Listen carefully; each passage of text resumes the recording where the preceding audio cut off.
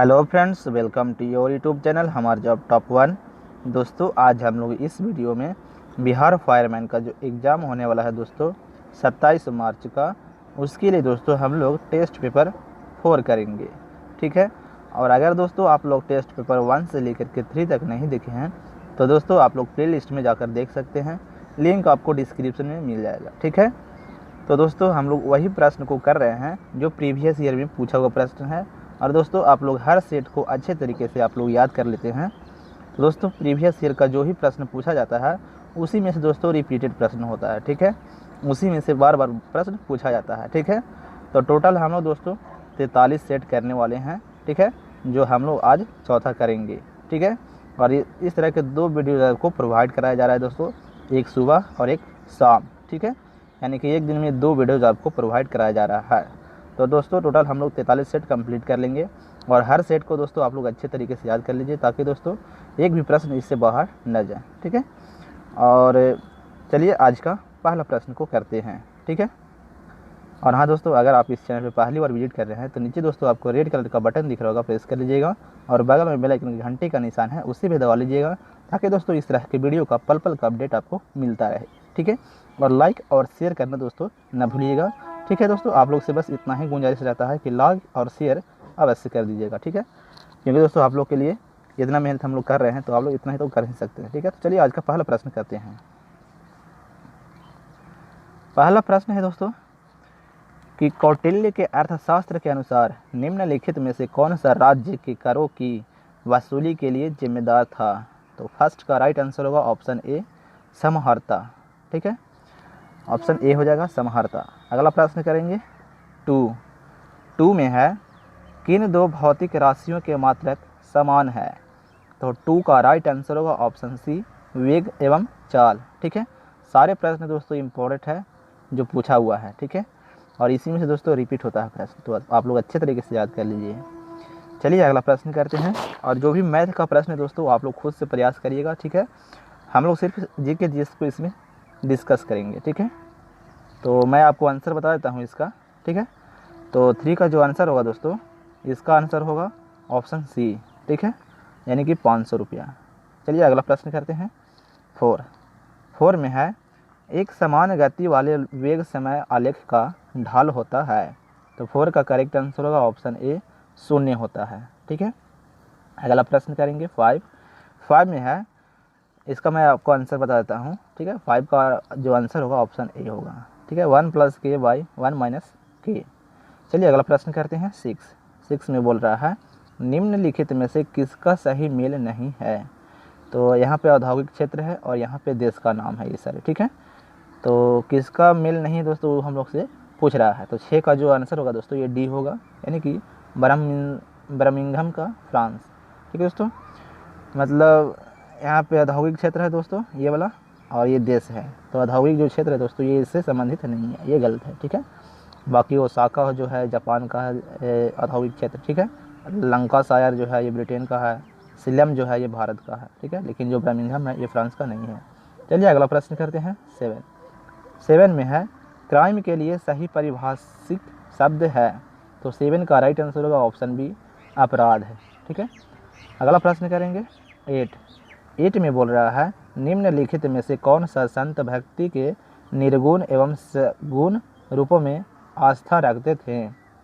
तो 8 का right answer होगा ऑप्शन ए, रामानंद।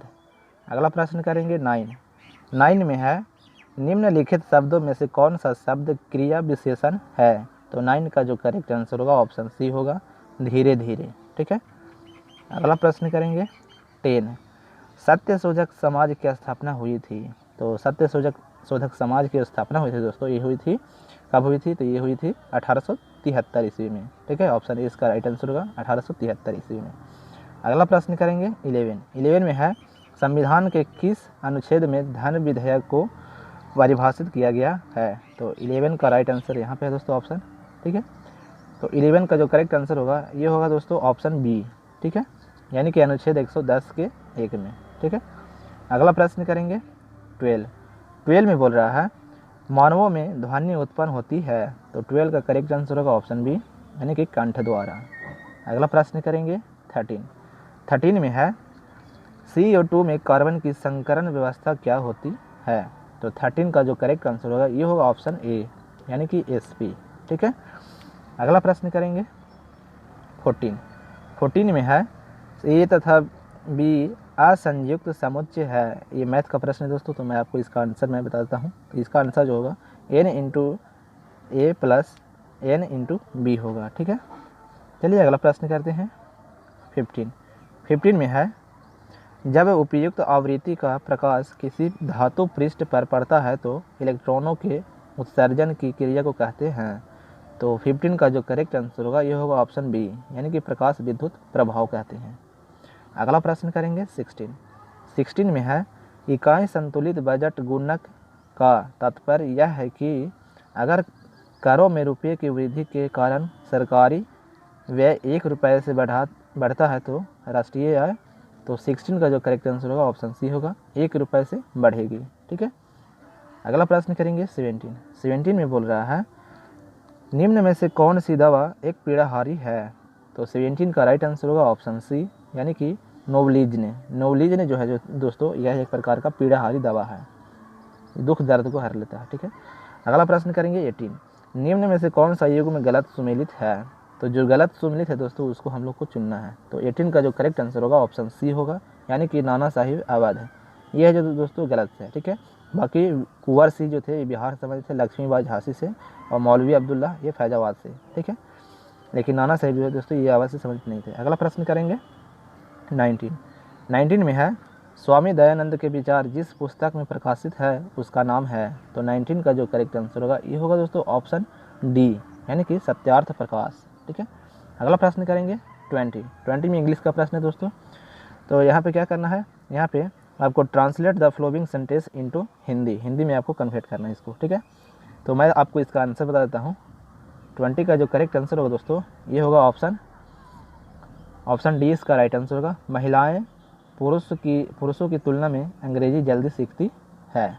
ठीक है, चलिए अगला प्रश्न करते हैं 21। तो 21 में है दोस्तों, मैं आपको इसका आंसर डायरेक्ट बताता हूँ, आप लोग खुद से प्रयास करेगा, समझ लीजिएगा। ठीक है, तो 21 का जो करेक्ट आंसर होगा ऑप्शन सी होगा, दिस इज माई कजन राज। ठीक है, अगला प्रश्न करेंगे 22, ये भी मैं आपको आंसर बताता हूँ इसका भी। तो 22 का राइट आंसर होगा ऑप्शन बी, यानी कि आई शैल नेवर फॉरगेट यू। ठीक है, अगला प्रश्न करेंगे दोस्तों 23 में है दोस्तों कि 2001 से 2011 के दशक में भारत के निम्नलिखित राज्यों में से किसमें सर्वाधिक जनसंख्या वृद्धि दर है? तो 23 का राइट आंसर होगा ऑप्शन सी, यानी मेघालय में। ठीक है, अगला प्रश्न करेंगे 24 में है बिहार में वह जिला जहां वर्ष 2001 से 2011 की अवधि में सर्वाधिक दशकीय जनसंख्या वृद्धि दर अंकित की गई है, वह है। तो 24 का जो राइट आंसर होगा ऑप्शन ए होगा, यह है मधेपुरा। ठीक है दोस्तों, अगला प्रश्न करेंगे 25 में बोल रहा है यदि किसी गतिशील वस्तु का द्रव्यमान आधा कर दिया जाए व चाल दोगुनी कर दिया जाए तो उसकी गतिज ऊर्जा हो जाएगी। तो 25 का जो राइट आंसर होगा ऑप्शन ए होगा, 2 गुनी हो जाएगी।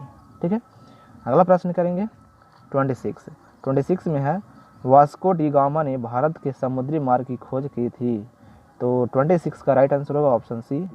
ठीक है, अगला प्रश्न करेंगे, ये इंग्लिश का प्रश्न है, मैं आपको इसका आंसर बता देता हूँ। ठीक है, तो 27 का जो राइट आंसर होगा दोस्तों ये होगा ऑप्शन ए, इन होगा। ठीक है, आप लोग समझ लीजिएगा। चलिए अगला प्रश्न करते हैं।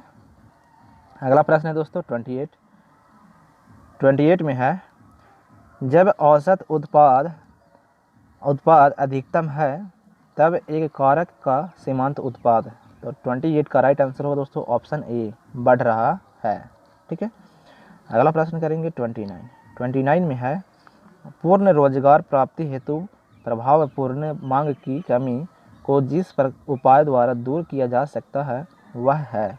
तो 29 का राइट आंसर होगा ऑप्शन ए, सरकारी व्यय में वृद्धि से। ठीक है, अगला प्रश्न करेंगे, ये मैथ का प्रश्न है, आप लोग खुद से प्रयास करिएगा। 30 का जो राइट आंसर मैं आपको बता देता हूँ, तो ये होगा दोस्तों ऑप्शन ए, 7/20। ठीक है, चलिए अगला प्रश्न करते हैं 31 में है निम्नलिखित में से कौन सा प्राणी स्तनधारी नहीं है? तो 31 का राइट आंसर होगा दोस्तों ऑप्शन डी, छिपकली स्तनधारी नहीं है। ठीक है, अगला प्रश्न करेंगे दोस्तों, बाकी देखिए बाघ हो गया। ठीक है, बाघ हो गया, खेल हो गया और चमगादड़ हो गया, ये सारे जो है क्या है, स्तनधारी है। अगला प्रश्न करेंगे 32, लता मंगेशकर के पिता का नाम क्या था, ये हमसे पूछ रहा है। तो 32 का राइट आंसर होगा ऑप्शन बी, यानी कि दीनानाथ मंगेशकर। ठीक है। और दोस्तों आपको पता ही होगा कि लता मंगेशकर जी अब हमारे बीच इस दुनिया में नहीं रहे। ठीक है, इनका निधन हो गया है दोस्तों। ठीक है, तो इनको भगवान आत्मा की शांति प्रदान करे। चलिए हम लोग अगला प्रश्न करते हैं। अगला प्रश्न है दोस्तों मैथ का, तो मैं आपको इसका आंसर बता देता हूँ। 33 का जो राइट आंसर होगा ये होगा दोस्तों ऑप्शन सी। ठीक है, 51/7 घंटा। अगला प्रश्न करेंगे 34 में भी मैथ का प्रश्न है दोस्तों। तो मैं आपको इसका आंसर बताता हूँ, इसका आंसर होगा 7। ठीक है, चलिए अगला प्रश्न करते हैं 35 में मैथ इंग्लिश का प्रश्न है। तो इसका जो राइट आंसर होगा दोस्तों ऑप्शन बी होगा, यानी कि C excelled with joy that C had stood fast, यही होगा। ठीक है, चलिए अगला प्रश्न करते हैं 36 में है दोस्तों, भारत के उपराष्ट्रपति के निर्वाचन मंडल में शामिल हैं। तो 36 का राइट आंसर जो है दोस्तों ये होगा कौन सा, ये होगा ऑप्शन बी, यानी कि संसद के दोनों सदनों के सदस्य। ठीक है, संसद के दोनों सदनों के सदस्य शामिल होते हैं। ठीक है, अगला प्रश्न करेंगे 37 में है, संघ और राज्यों के मध्य विषयों के वितरण में साइबर कानून किस सूची में आते हैं। तो 37 का राइट आंसर होगा ऑप्शन डी, यानी कि अवशिष्ट विषय में। ठीक है, अगला प्रश्न करेंगे 38 में बोल रहा है, choose the correct passive form of the flowing sentence. तो मैं आपको इसका आंसर बताता हूँ। 38 का जो राइट आंसर होगा ऑप्शन सी होगा, यानी कि प्रॉमिस शुड बी केप्ट। ठीक है, चलिए अगला प्रश्न करते हैं 39 में बोल रहा है, निम्न में से कौन सा अप्रत्यक्ष कर नहीं है। तो 39 का जो राइट आंसर होगा ऑप्शन सी होगा, यानी कि निगम कर। निगम कर जो है दोस्तों ये अप्रत्यक्ष कर नहीं है, ये प्रत्यक्ष कर है। अगला प्रश्न करेंगे 40 में है, निम्नलिखित में से किस अम्ल के एकत्रित होने से मांसपेशियों में थकान होती है। तो 40 का करेक्ट आंसर होगा ऑप्शन बी, यानी कि लैक्टिक अम्ल। ठीक है, चलिए अगला प्रश्न करते हैं 41 में है, बिहार में पटना उच्च न्यायालय की स्थापना किया गया था। तो 41 का जो राइट आंसर होगा ऑप्शन बी होगा, 3 फरवरी 1916 को। ठीक है, अगला प्रश्न करेंगे 42 में बोल रहा है, कुतुबुद्दीन ऐबक का उत्तराधिकारी कौन था। तो 42 का जो राइट आंसर होगा ऑप्शन ए होगा, यानी कि आराम शाह है। अगला प्रश्न करेंगे 43 में है, निम्न में से किसने प्राकृतिक अधिकारों के सिद्धांत का प्रतिपादन किया। तो 43 का राइट आंसर होगा ऑप्शन ए, यानी कि जॉन लॉक ने। ठीक है, नेक्स्ट प्रश्न करेंगे। अगला प्रश्न है 44 में बोल रहा है दोस्तों, भारत के उत्तरी पश्चिमी भाग में शीतकालीन वर्षा मुख्य रूप से किस कारण से होती है।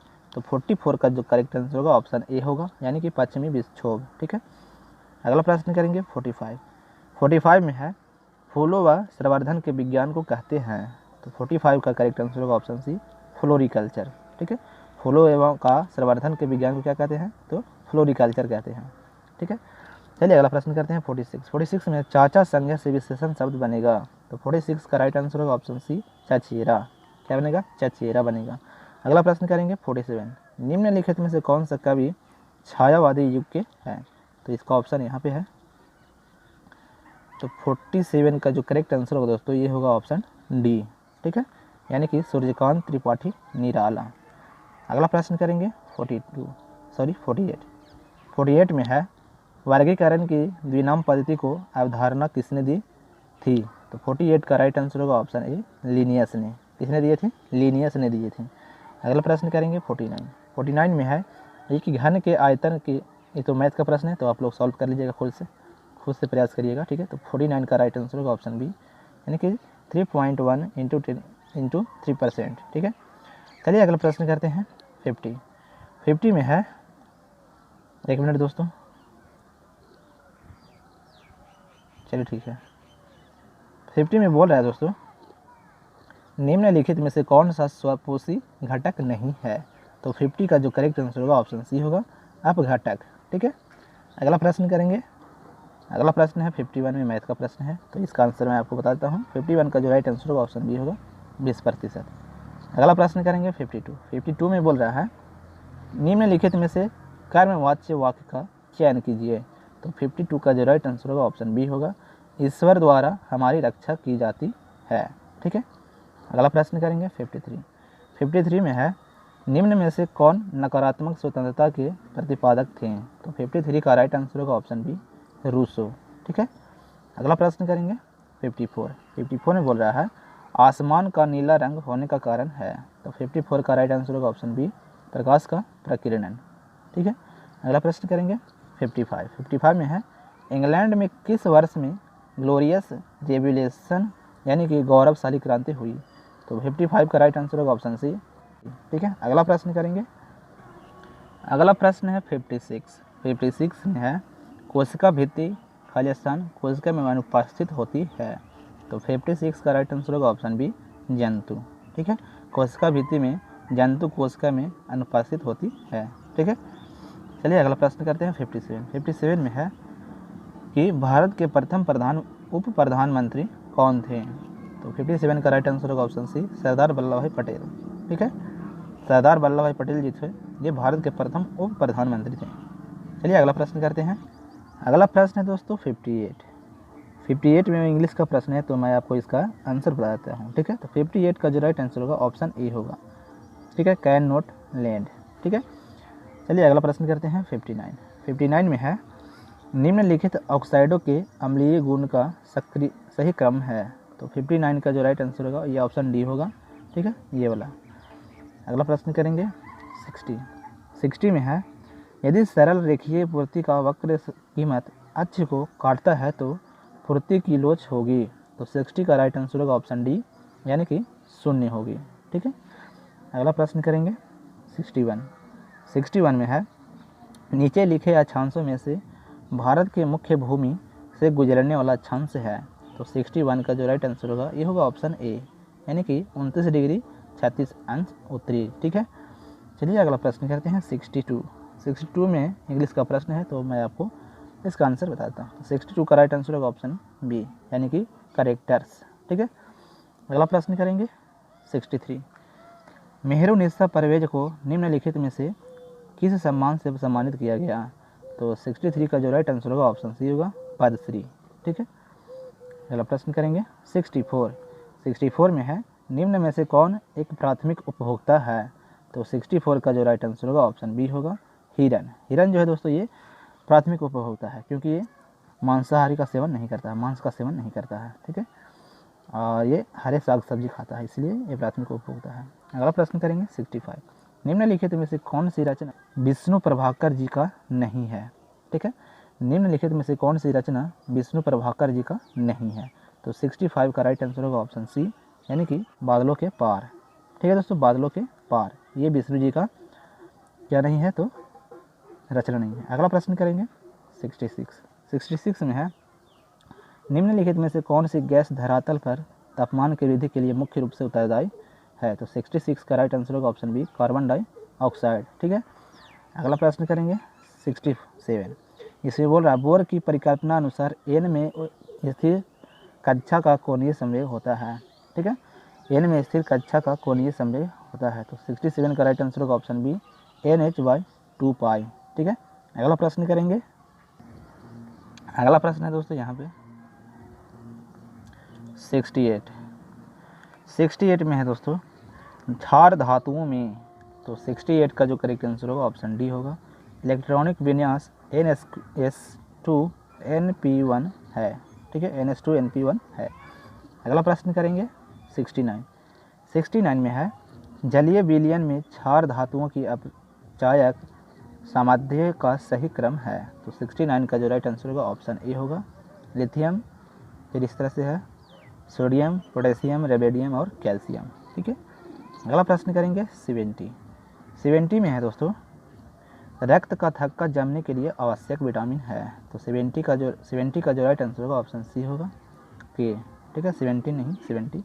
अगला प्रश्न करेंगे 71 में है भारतीय स्वतंत्रता अधिनियम कब पारित हुआ था? तो 71 का राइट आंसर होगा ऑप्शन ए, 18 जुलाई 1947 को पारित हुआ था। ठीक है, नेक्स्ट प्रश्न करेंगे 72 में है दोस्तों निम्नलिखित में से कौन सा विद्युत का कुचालक है? तो 72 का जो राइट आंसर होगा ऑप्शन सी होगा, प्लास्टिक जो है दोस्तों यह विद्युत का कुचालक है। अगला प्रश्न करेंगे 73 केंद्रीय प्रवृत्ति का सर्वाधिक लोकप्रिय एवं सर्वाधिक प्रयुक्त माप है। तो 73 का राइट आंसर होगा ऑप्शन ए, माध्य। ठीक है, नेक्स्ट प्रश्न करेंगे। अगला प्रश्न है दोस्तों 74। इसमें बोल रहा है लोकसभा का अध्यक्ष अपना त्याग पत्र प्रेषित करता है। तो 74 का राइट आंसर होगा ऑप्शन सी, यानी कि लोकसभा के उपाध्यक्ष को। ठीक है, लोकसभा का जो अध्यक्ष है दोस्तों अपना त्याग पत्र किसे प्रेषित करता है यानी देता है, तो लोकसभा के उपाध्यक्ष को देता है। अगला प्रश्न करेंगे 75। इसमें बोल रहा है चंद्रधर शर्मा गुलेरी की कहानी उसने कहा था कि नायक का नाम क्या था। तो 75 का राइट आंसर होगा ऑप्शन बी, लहना सिंह। ठीक है, नेक्स्ट प्रश्न करेंगे। ये मैथ का प्रश्न है, तो इसका मैं आपको आंसर बताता हूँ। इसका जो आंसर होगा ऑप्शन सी होगा, 4.5 किलोमीटर। ठीक है, अगला प्रश्न करेंगे। अगला प्रश्न है दोस्तों 77 में बोल रहा है निम्नलिखित में अनेक अर्थ शब्द क्या है। तो 77 का जो करेक्ट आंसर होगा ऑप्शन बी होगा, यानी कि निशा। ठीक है, अगला प्रश्न करेंगे 78 में बोल रहा है दोस्तों भारी जल का अनुभार है। तो 78 का राइट आंसर ऑप्शन ए 20। ठीक है, भारी जल का जो अनुभार है दोस्तों वो है 20 होता है। ठीक है, अगला प्रश्न करेंगे 79 में है राज्य चुनाव आयुक्त को हटाया जा सकता है। तो 79 का राइट आंसर होगा ऑप्शन डी, उच्च न्यायालय के न्यायाधीश को हटाने की प्रक्रिया के समान। अगला प्रश्न करेंगे 80 में है कोशिकीय सिद्धांत की अवधारणा प्रस्तुत करने वाले वैज्ञानिक हैं। तो 80 का जो राइट आंसर होगा ऑप्शन सी होगा, यानी कि स्लाइडन और स्वान। ठीक है, नेक्स्ट प्रश्न करेंगे 81 में है संक्षेप बहुलक का उदाहरण है। तो 81 का राइट आंसर होगा ऑप्शन बी, यानी कि टेरिलीन। ठीक है, अगला प्रश्न करेंगे 82 में है ये मैथ का प्रश्न है, तो आंसर बताता हूँ इसका मैं। तो 82 का राइट आंसर होगा ऑप्शन बी। ठीक है, ये वाला। अगला प्रश्न करेंगे 83 में है यूरोप के किस प्रथम वैज्ञानिक ने खोज की कि पृथ्वी सूर्य का चक्कर लगाती है। ठीक है, अगला प्रश्न है दोस्तों 83 यूरोप के किस प्रथम वैज्ञानिक ने खोज की कि पृथ्वी सूर्य का चक्कर लगाती है। तो 83 का जो राइट आंसर होगा ऑप्शन ए होगा, कोपरनिकस ने। ठीक है, ये कहाँ के थे, तो यूरोप के वैज्ञानिक थे। चलिए अगला प्रश्न करते हैं 84 में है एड्स एक जनित रोग है। ठीक है, तो यहाँ पे खाली स्थान पे भरना है। तो 84 का राइट आंसर होगा ऑप्शन सी, ये विषाणु जनित रोग है। ठीक है, नेक्स्ट प्रश्न करेंगे 85 में है दक्षिणी गोलार्ध में व्यापारिक पावनों की बहने की दिशा है। ठीक है, बहने की जो दिशा है दोस्तों क्या है। तो 85 का राइट आंसर होगा ऑप्शन डी, यानी कि उत्तर पश्चिम से दक्षिण पूर्व। अगला प्रश्न करेंगे 86 में है रासायनिक परिवर्तन KClO3-ICl में क्लोरीन का ऑक्सीकरण अंक है। तो 86 का राइट आंसर होगा ऑप्शन डी, 4 बढ़ जाता है। ठीक है, अगला प्रश्न करेंगे 87 में है निम्नलिखित में से जिले में सिंदूर फैक्ट्री स्थित है, यानी कि किस जिले में सिंदूर फैक्ट्री स्थित है। तो 87 का राइट आंसर होगा ऑप्शन डी, लखीसराय में। ठीक है, लखीसराय में दोस्तों क्या है, तो सिंदूर की फैक्ट्री है। अगला प्रश्न करेंगे 88 यदि किसी वस्तु का वेग 2 गुना कर दिया जाए तो उसकी गतिज ऊर्जा होगी। तो 88 का राइट आंसर होगा ऑप्शन बी, 4 गुनी होगी। ठीक है, नेक्स्ट प्रश्न करेंगे। अगला प्रश्न है दोस्तों 89 में है, यह इंग्लिश का प्रश्न है। ठीक है, तो आपको मैं इसका आंसर बताता हूँ क्या होगा। ठीक है, तो 89 का जो राइट आंसर होगा ऑप्शन ए होगा, यानी कि कम्प्लीटली। ठीक है, आप लोग समझ लीजिएगा क्या है इसे। चलिए अगला प्रश्न करते हैं 90 में है फ्रांस में पेरिस कम्यून की स्थापना कब हुई। तो 90 का जो राइट आंसर होगा ऑप्शन सी होगा, यानी कि 1871 ईस्वी में। ठीक है, नेक्स्ट प्रश्न करेंगे 91 में दोस्तों इंग्लिश का है, तो इसका आंसर मैं आपको बताता हूँ। ठीक है, इकोनॉमी का आंसर डी होगा, यानी कि लाइव है। अगला प्रश्न करेंगे, ये भरना था यहाँ पे। ठीक है, ये भरना था, यहाँ पे फिल करना था। ठीक है, चलिए अगला प्रश्न करते हैं 92 में है गांधी सागर बांध निम्न में से किसका हिस्सा है। तो 92 का जो करेक्ट आंसर होगा ऑप्शन ए होगा, चंबल परियोजना का हिस्सा है। ठीक है, नेक्स्ट प्रश्न करेंगे 93 में बोल रहा है निम्नलिखित में से कौन सा आकोशिकीय जीव है। तो 93 का राइट आंसर होगा ऑप्शन बी, विषाणु जो है दोस्तों ये आकोशिकीय जीव है। ठीक है, अगला प्रश्न करेंगे 94 में बोल रहा है मोमबत्ती का जलना निम्न में से किस परिवर्तन का उदाहरण है? तो 94 का राइट आंसर होगा ऑप्शन सी, भौतिक व रासायनिक परिवर्तन दोनों। ठीक है, ये दोनों परिवर्तन है। अगला प्रश्न करेंगे 95 में बोल रहा है नील हरित शैवाल है। तो 95 का जो राइट आंसर होगा ऑप्शन सी होगा स्वापोषी। ठीक है, नील हरित शैवाल कैसा शैवाल है? तो स्वापोषी शैवाल है। अगला प्रश्न करेंगे 96 में बोल रहा है 2011 की जनगणना के अनुसार भारत में लिंगानुपात है। तो 96 का जो राइट आंसर होगा ऑप्शन ए होगा, यानी कि 943। ठीक है, अगला प्रश्न करेंगे 97। इसमें बोल रहा है भारत में रथ मंदिरों के निर्माता थे। तो 97 का राइट आंसर होगा ऑप्शन सी पल्लव। ठीक है, नेक्स्ट प्रश्न करेंगे 98 में है इंटरनेशनल नर्स डे मनाया जाता है। तो 98 का राइट आंसर होगा ऑप्शन डी 12 मई को। ठीक है, नेक्स्ट प्रश्न करेंगे दोस्तों 93। नेक्स्ट प्रश्न करेंगे दोस्तों 99 में है मंत्रिपरिषद लोकसभा के प्रति सामूहिक रूप से उत्तरदायी होगी। ठीक है, यह वर्णन है। तो 99 का जो राइट आंसर होगा ऑप्शन सी होगा, यह है दोस्तों अनुच्छेद 75 के 3 में। ठीक है, अगला प्रश्न करेंगे दोस्तों, और ये दोस्तों इस वीडियो का लास्ट प्रश्न है। तो इसमें बोल रहा है किस विटामिन का रासायनिक नाम साइनोकोबालामिन है। ठीक है, तो 100 का जो राइट आंसर होगा ऑप्शन डी होगा, यानी कि विटामिन B12। ठीक है, तो हम लोगों ने 100 क्वेश्चन कंप्लीट कर लिए फाइनली। जो दोस्तों ये हेल्प प्रश्न पूछा हुआ है 12/1/2020 में प्रथम पाली में। ठीक है, तो दोस्तों ये आपको वीडियो कैसा लगा कमेंट करके ज़रूर बताइएगा। और नीचे दोस्तों आपको रेड कलर का एक बटन दिख रहा होगा, प्रेस कर लीजिएगा, और बगल में बेल आइकन घंटी भी है उसे भी दबा लीजिएगा, ताकि दोस्तों इस तरह के वीडियो को आपको पल पल का अपडेट मिलता रहे। और दोस्तों लाइक शेयर करना ना भूलिएगा। ठीक है, तो चलिए दोस्तों फिर मिलते हैं अगले वीडियो में, तब तक के लिए जय हिंद।